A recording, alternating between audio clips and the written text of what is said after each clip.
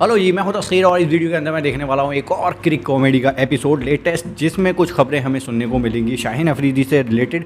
क्योंकि मेरे सामने एक पिक्चर आया था, शाहीन अफरीदी एशिया कप से बाहर हो गए हैं। इंडिया वर्सेस पाकिस्तान होने वाला है, डेट करीब आती जा रही है, तो देखेंगे शाहीन अफरीदी पाक versus Netherland, Virat Kohli in depression. चलो स्टार्ट करते हैं इस वीडियो को बिना देरी के, लेट्स गो।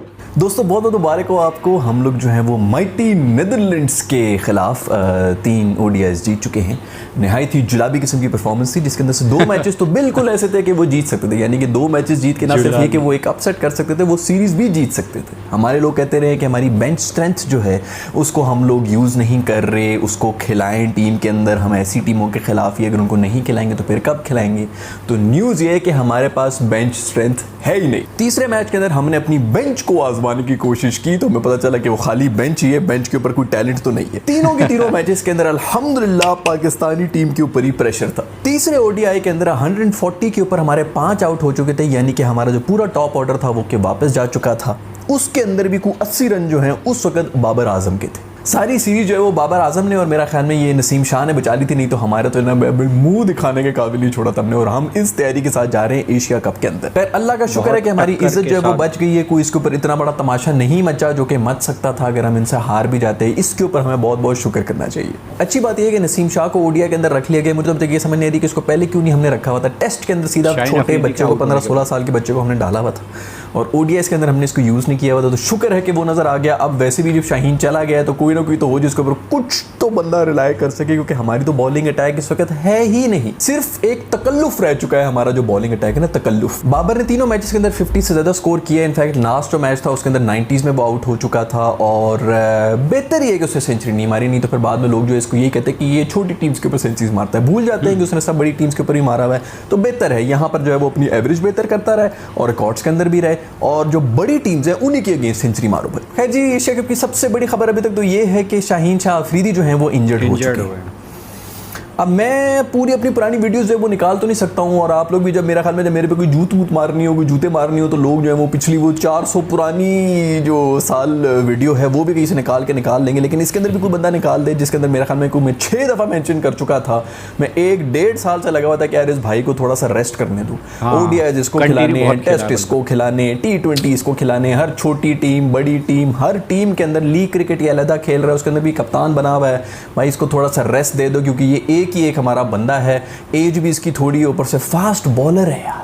और वही हुआ, उसकी इंजरी हो गई। पता नहीं हमारी जो पूरी मैनेजमेंट है, मैं पहले भी कितनी दफ़ा कह चुका हूँ कि ये मैनेजमेंट कर क्या रही है, किस चीज़ को ये मैनेज कर रही है। अगर ये इसी किस्म की चीज़ों को मैनेज नहीं कर सकते कि यार 2-3 मैचेस खेल लिए हैं, अब उसको रेस्ट दे दिया जाए। ये भी यही हो गया, रिजवान भी यही हो गया। रिजवान के साथ भी हम एग्जैक्टली यही कर रहे हैं। हमें एक मिल गया था बंदा, उसके ऊपर इतना हमने प्रेशर डाल दिया कि वो जो है 200 ओवर जो है विकेट कीपिंग भी कर रहा होता है और उसके बाद तीसरे चौथे नंबर के ऊपर आके बैटिंग भी कर रहा होता है। आपने सरफराज को 7 स्क्वाड्स में लेके जाना होता है, लेकिन एक मैच उसको नहीं देना होता। अजीब हरकतें हैं यार हमारी मैनेजमेंट की। खैर अब शाहीन शाह अफरीदी चला गया। वैसे एक मैं आपस की बात बताऊं कि ये जो हाई प्रेशर गेम्स होती है ना, उसके अंदर ऐसे बॉलर्स का इम्पैक्ट अलग होता है, जिसके अंदर बैट्समैन को ये पड़ी होती है कि यार हाई प्रेशर गेम है, 1 या 2 ओवर हैं, गुजार लो, कहीं मैं आउट ना हो जाऊँ, इस किस्म की चीज़। नॉकआउट स्टेज और उसके अंदर हो जाती है। तो पूल मैचेस होते हैं ना, उसके अंदर वैसे भी जब T20 मैचेस हो रहे होते हैं तो बैट्समैन का पलड़ा जो है वो थोड़ा भारी होता है। मुझे लग रहा है कि ये बेहतर ही हो गया, नहीं तो हमारी जो बहुत ज़्यादा हम जो सोच रहे थे ना कि शाहीन ये भी कर लेगा, वो भी हर दफ़ा नहीं हो सकता दोस्त। 3-4 विकेटें लेना T20 के अंदर बहुत बड़ी बात होती है, और वो भी पावर प्ले के अंदर। मतलब यार 4 ओवर्स के अंदर आप 3-4 विकेटें ले लें, वो भी बड़े नामों की, ये हर दफ़ा नहीं हो सकता। तो इसलिए हमें मेरा ख्याल में इसके ऊपर यही ब्लेसिंग इन डिस्गाइज ये कि हमारा जो है वो टैका बना रहेगा। शायद वर्ल्ड कप के अंदर आके जो हमें वो फ़ायदा दे दे, वरना इन पूल मैचेस के अंदर एशिया कप के ऊपर और इन पिचेस के ऊपर मुझे नहीं लगता कि इन्होंने कुछ ज़्यादा खास करना था। आपस की बात है, इन पिचेस के ऊपर वैसे भी जो है वो स्पिनर्स ही चलेंगे। हर किसी टीम ने जो है वो स्पिनर ही लगाए होना है। वो राशिद खान वगैरह जो है वो छाए हुए होंगे, और हमारे पास स्पिनर ही कोई नहीं है। हमारे पास कोई ऐसे बैट्समैन भी नहीं है जो कि स्पिन बॉलिंग को खेल सके। ना हम शोएब मलिक को लेके जा रहे हैं, ना ही हफीज़ है अब टीम के अंदर। मेरा ख्याल में आजम खान बहुत अच्छा खेलता है स्पिन को, लेकिन उसको भी हमने नहीं रखा हुआ, क्योंकि हम लोग पता नहीं, हम बहुत लेजेंडरी लोग हैं, हम लोग किसी और ही जोन में हैं। तो चलो ठीक है, चलते हैं। अभी एशिया कप शुरू हो रहा है तो उसके अंदर देख भी लेंगे कि क्या हालात होते हैं। खैर, अभी पिछली वीडियो के अंदर ही मैं ये बात कर रहा था कि शाहीन के बगैर हमारा जो बॉलिंग अटैक है वो बिल्कुल ऐसे मगरमच्छ की तरह है जिसके दांत नहीं है। और अब पता नहीं हमारा क्या होगा। जैसी ये खबर आई तो हमारा हर बंदा जो है वो हर बॉलर को जो भी किसी कोने में खेल रहा होता है ना, उसको पकड़ के टटोलना शुरू हो गया कि इसके अंदर से कोई 2-1 ओवर्स तो निकल ही आएंगे। पता नहीं राव इफ्तिखार की कोई बात कर रहा है, कोई नवीद उल हसन की बात कर रहा है, कोई पूछ रहा है कि यार जाके पूछो वो वहाब रियाज नाराज तो नहीं हुआ, पता नहीं क्या मोहम्मद आमिर साहब भी कह रहे हैं कि यार मैं क्यों ट्विटर पे ट्रेंड कर रहा हूँ, यार तू बहुत ही भोला है। भाई मैं भी ज़्यादा ट्रेंड करता हूँ ट्विटर के ऊपर, इसका ये मतलब नहीं है कि मुझे भी टीम में रख लिया जाए। कोई बात नहीं, आप बाहर ही रहें, कोई और आ जाएगा आपकी जगह पे। मेरे ख्याल में हसनैन की अब रिप्लेसमेंट भी आ चुकी है। उधर हसन अली साहब जो है, जब उनको अंदर की खबर पता चली कि भाई इसकी टांग तो ठीक नहीं, तो उन्होंने एक रात पहले ही ये बयान दे दिया था कि मैं एक फाइटर हूँ और मैं वापस आऊँगा। यार इन सब ने हमें फुद्दू समझा हुआ है, बिल्कुल ही बच्चा समझा हुआ है, जैसे हमें समझ नहीं आनी कि किस किस्म के बयान दे रहे हैं और क्यों दे रहे हैं। बट शुक्र है कि वो टीम में नहीं आए। नसीम शाह से थोड़ी बहुत उम्मीदें तो है कि वो कुछ ना कुछ कर लेंगे। आई डोंट नो कि हमारे साथ क्या होने वाला है। वैसे भी हम बैटिंग के ऊपर ही जा रहे थे और बैटिंग में भी हमारे पास वो बैटर होने चाहिए जो कि स्पिन को खेल सकें। सो लेट्स सी कि क्या होता है। वैसे मुझे तो ये समझ नहीं आती कि ये न्यूज़ अभी से देने की ज़रूरत ही क्या बनती थी यार। आप लोग जो हैं वो मैच जब शुरू होने वाला होता पाकिस्तान और इंडिया का, तो टॉस के ऊपर आके कह देते कि Shaheen Shah Afridi is not feeling well और उसकी जगह हम इसको खिला रहे हैं। इस किस्म की बात करते हैं। हाँ ये और बात है कि हमने यहाँ पे पूरी कॉन्ट्रोवर्सी बना देनी थी कि भाई उसको जो है इन्होंने कहा था कि मैच फिक्स हुआ हुआ है, ये जो नई गवर्नमेंट आई है उसने ये डील की हुई है उनके साथ कि हम ये मैचेस हार जाएंगे। तो शाहीन शाह अफरीदी ने कह दिया कि मैं कभी भी जो है ये मैच नहीं हारूंगा, तो उन्होंने उसको बाहर बिठा दिया। इस किस्म की बातें हो जाती। खैर उस वक्त कह देते कि भाई शाहीन अफरीदी जो है वो नहीं खेल सकता था कि कम से कम इंडिया के ऊपर थोड़ा प्रेशर ही रहता। वो लेफ्ट हैंडर फास्ट बॉलर के लिए जो है वो प्रैक्टिस करते रहते हैं, आगे जो है कुछ धानी मानी है, इस किस्म की चीज़ों के ऊपर छोड़ देते हैं हम। किसी ने ये पोस्ट भी शेयर की हुई थी इंटरनेट के ऊपर जिसके अंदर वो कहते थे कि अरशद नदीम है ना, उसी को बॉल पकड़ा दो, उसी से कोई उम्मीद है। यार भाई बात सुनो, इसको आदत है ऊपर फेंकने की चीज़ है, इसने बॉल जो है ना ऊपर फेंकनी है और वैसे भी ये पिच के ऊपर से बॉलिंग नहीं कराएगा।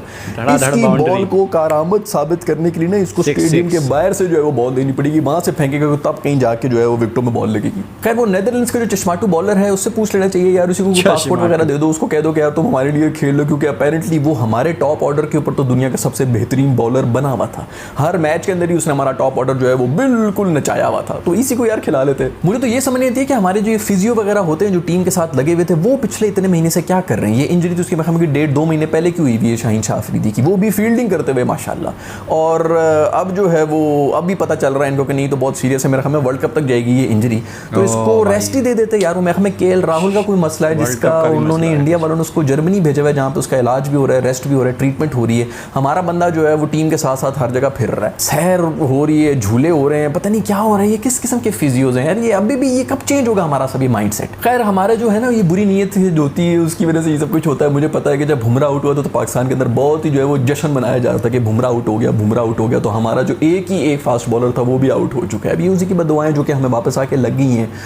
एक बात है इसके ऊपर भी बड़ी लड़ाई हो रही है जिसके अंदर वकारी ने से ये कह दिया कि जी इंडियन टॉप ऑर्डर जो है बड़ा खुश है कि शाहीन शाह अफरीदी जो है वो अब बाहर बैठ गया, तो उसके ऊपर इंडियंस जो हैं वो भी क्रिकेटर्स बीच में आ गए कि पाकिस्तानी टॉप ऑर्डर और बाकी दुनिया जो है वो बहुत खुश है कि बुमराह जो है वो आउट हो गया है। देखो आपस में लड़ते रहो, तुम लोग का काम भी सिर्फ ये लड़ते ही रहो, मरते रहो, और तो तुम लोग कोई काम की बात तो कर नहीं सकते हो। लेकिन मैं बिल्कुल ऑनेस्टली आपको अनबायस्ड किस्म का एक ओपिनियन दूंगा और वो ये ओपिनियन होगा कि बुमराह के अलावा भी इंडियन टीम के अंदर बहुत से ऐसे बॉलर्स हैं जो कि मैच विनर्स हैं। उनकी फास्ट बॉलिंग डिपार्टमेंट सारा का सारा बुमराह के ऊपर डिपेंड ही नहीं करता है। हमारा सारा का सारा डिपेंड ही शाहीन के ऊपर कर रहा था पिछले एक साल से। तो अगर वो चला जाता तो हमें बहुत बड़ा डैमेज हुआ है, इतना डैमेज इंडिया को नहीं हुआ, और जो कि सच भी है। खैर वो विराट का भी एक नया बयान आ गया जिसके अंदर वो ये कह रहे हैं कि मैं एक रूम जो है जिसके अंदर फुल ऑफ रूम होता है, वो सब लोग जो मुझसे प्यार करते हैं फिर भी अकेला महसूस कर रहा होता हूँ। तो मेरे दोस्तों ये यार ये वीडियो मेरे ख्याल में मैं कहीं से ढूंढ के ना लगा ही देता हूँ। अब या तो कोई पर्सनल लेवल के ऊपर चक्कर चल रहे हैं जिस वजह से जो है वो बिल्कुल होता है ना, इंसान जब किसी एक मुकाम पर पहुंचता है तो उसको ये होता है कि यार मैं क्या कर रहा हूँ, मैं सब कुछ अचीव कर लिया फिर भी सुकून नहीं मिल रहा है। वो सब चीज़ें इस किस्म की होती हैं, बहुत से लोग इस फेज से गुजरते हैं।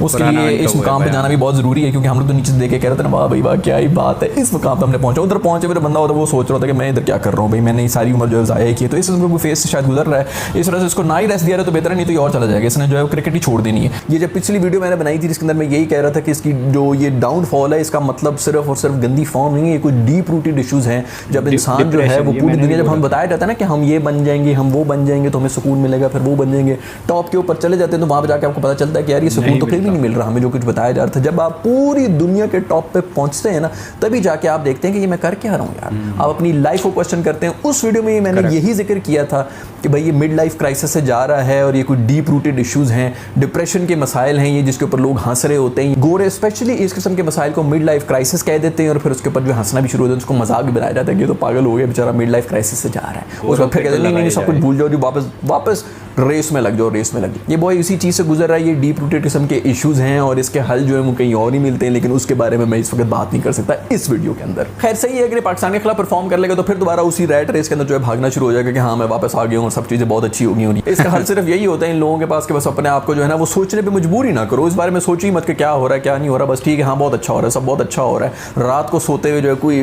पिल्स खा लो या फिर कोई कानों में कोई गाने शाने लगा के सो जाओ। उधर इंडिया और जिम्बाब्वे की भी सीरीज हो रही है, अभी तो तीसरा मैच था, वैसे तो वन साइडेड हुई है सारा, लेकिन उसके अंदर हमें 280 290 समथिंग इस रखी है, जो कि जिम्बाब्वे चेस कर सकता है। अभी चल रहा है मैच, मैंने देखा तो नहीं है, हो भी सकता है क्योंकि पास्ट वो 300 रन जो है वो चेस करते भी रहे हैं। इंडिया का जो नया प्लेयर है गिल, उसने बड़ी जबरदस्त सेंचुरी मारी, मुझे समझ नहीं आ रही कि इसने पता नहीं कोई 130 की स्ट्राइक रेट के ऊपर ये स्कोर किए हैं। तो बाकी प्लेयर्स क्या कर रहे थे कि उन्होंने जो है स्कोर फिर भी 300 से ऊपर नहीं गया, बट लेट्स सी कि क्या रिजल्ट आता है इसका। दूसरी तरफ वो इंग्लैंड और साउथ अफ्रीका भी टेस्ट मैचेस हो रहे हैं, जिसके अंदर बहुत जो है वो बातें हुई, बैस बॉल पता नहीं क्या लगाई भी होती है कि जी हम छक्के मारेंगे चौके मारेंगे, ये होगा वो होगा। साउथ अफ्रीका वाले बोलते भी रहे कि यार ये बकवास हमारे साथ ना करो, तुम लोगों को नहीं पता कि हम लोग कौन लोग हैं, और ये लोग फिर भी हंसते रहे और वही हुआ। एक इनिंग्स से हराया है साउथ अफ्रीका ने इंग्लैंड को और उनके मुंह के ऊपर पड़ गया एक बहुत बड़ा जूता, जो कि इंग्लैंड के अंदर ही उनकी अपनी होम कंडीशंस के ऊपर ही पड़ा है। और वो जो बहुत बड़ी बड़ी बातें कर रहे थे हमारे स्टोक्स जो थे, वो ये कह रहे थे कि भाई जब इन्होंने हमें 360 रन चेस किए थे न्यूजीलैंड के ऊपर, तो ये लोग ये कह रहे थे कि हम तो कहते हैं कि 450 का हम स्कोर दो ताकि हम लोग अपने आप को टेस्ट कर लें। तो भाई हो गया आपका टेस्ट, पड़ गया आपके मुंह के ऊपर जूता, अब जरा तमीज़ साथ खेलें। मुझे वैसे अभी भी उम्मीद है कि इंग्लैंड जो है वो कम बैक करेगा, क्योंकि एक तो उनकी अपनी कंडीशंस हैं, दूसरी बात यह है कि मैं तो सपोर्ट भी इंग्लैंड को ही कर रहा था, क्योंकि साउथ अफ्रीका जो है वो तो भागता हुआ जा रहा है भाई वो टेस्ट चैंपियनशिप के फाइनल खेलने के लिए। तो ये कोई उम्मीद थी कि इंग्लैंड उनको हराएगा, कोई थोड़े वो नीचे आएंगे, थोड़े करीब तो होंगे, तो पता नहीं 70 की परसेंटेज के ऊपर जो विन परसेंटेज है उनकी वो जा रही है, तो मुझे था कि कम से कम इस सीरीज़ के अंदर वो हार जाएंगे, तो थोड़ा नीचे हो जाएंगे, थोड़ा पकड़ में तो आएंगे। देखते हैं कि आगे इंग्लैंड क्या करता है इनके साथ, बट इंटरेस्टिंग होगी, काफ़ी कांटेदार और ज़बरदस्त किस्म का टेस्ट मैच हो रहा है। शुक्र है कि बेस्टो साहब जो है वो भी 0 के ऊपर आउट हुए हैं, उन्होंने भी अपना वो जो सेंचुरियाँ मारने का जो पूरा एक रिवायत रखी थी वो टूट गई। खैर हमारा वसीम बॉलर जो है वो बड़ी ज़बरदस्त की हरकतें कर रहा था, क्राउड के साथ जो है शुगल मेला उसने लगाया हुआ था बॉय ने। ये बच्चे से जो है यहाँ पर वो फ़ोन भी छीन रहा है, यहाँ पर पाकिस्तान में अक्सर ये होता रहता है स्ट्रीट्स के ऊपर ही।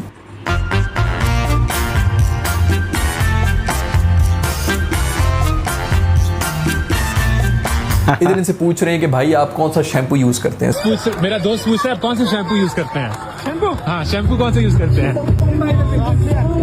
ये अच्छा यार ये बहुत ही जोर लगाने के बाद मुझे पता चला कि ये गार्नियर की बात कर रहा है कि गार्नियर यूज करता है। सादा आदमी है यार, wish him all the luck. खैर आज की वीडियो में इतना ही। अगर आपको पसंद आई तो लाइक के बटन को छू लें और सब्सक्राइब भी कर दे चैनल को। बहुत सारे लोग मेरे से कंप्लेंट करते हैं कि मैं स्पूफ वीडियोस अब नहीं बनाता हूं, तो यहाँ पर मैंने जो है वो रिलेटेड वीडियोस के अंदर अपनी एक स्पूफ जो रिसेंटली लाल सिंह चड्ढा का आया है उसके ऊपर भी बनाई हुई है, ये भी आप जाकर देख सकते हैं।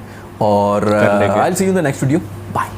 सो इसके अंदर हमने देखा कि शाहीन शाह अफरीदी एक बहुत बड़ा नाम, पाकिस्तान क्रिकेट का बहुत बड़ा नाम, एशिया कप से बाहर हो चुके हैं इंजरी की वजह से। तो ये बात सही है, मैं भी एग्री करता हूँ इस बात से कि रेस्ट मिलना ज़रूरी है। आप लगातार खेलते जाओगे तो कहीं ना कहीं आपको छोटी मोटी इंजरी है वो बड़ी होती जाएगी। रेस्ट नहीं लोगे, उसका ट्रीटमेंट नहीं करोगे तो बड़ी होती जाती है, और वैसे ही कुछ इनके साथ भी हुआ है। और ऑप्शंस होने चाहिए थे और ऑप्शंस रखने चाहिए थे पाकिस्तान को, मुझे ऐसा लगता है, क्योंकि कुछ ट्रायल लो, टैलेंट की कमी नहीं है पूरी कंट्री के अंदर, और ट्रायल्स लेकर और बॉलर्स को मांझ कर साफ़ सुथरा कर एंट्री मिल सकती थी, रख सकते थे, तो ऐसा हो सकता था। लेकिन अभी बहुत जल्दी रिवील हो गया है, कई दिन हो गए, आई थिंक 2-3 दिन पहले, कल या परसों रिवील हो गया था कि शाहीन शाह अफरीदी आउट हो गए हैं, नहीं खेलेंगे। इंडिया वर्सेस पाकिस्तान का मैच होने वाला है, बहुत ज़्यादा तगड़ा सीन चलने वाला है, तो ये ट्रीटमेंट और इन सब चीज़ों का बहुत ज़्यादा इंपॉर्टेंस होता है एक टीम के अंदर, जो कि होना चाहिए। अब देखते हैं कैसा रहेगा, नसीम ने इनकी जगह ली है शायद, तो उसमें वो परफॉर्म करेंगे। यंग हैं, टैलेंटेड है, सब कुछ है उनके पास, स्पीड, बॉलिंग, लाइन लेंथ, तो वो भी देखने को इंटरेस्टिंग रहेगा इस पूरे एशिया कप के अंदर। पहली बार शायद इंडिया वर्सेस पाकिस्तान के मैच में वो खेलेंगे और उनको मौका मिलेगा, अंडर प्रेशर होंगे, तो बहुत सारी चीज़ें होती हैं एक ग्राउंड पर, ठीक है, परफॉर्मेंस जैसा भी रहे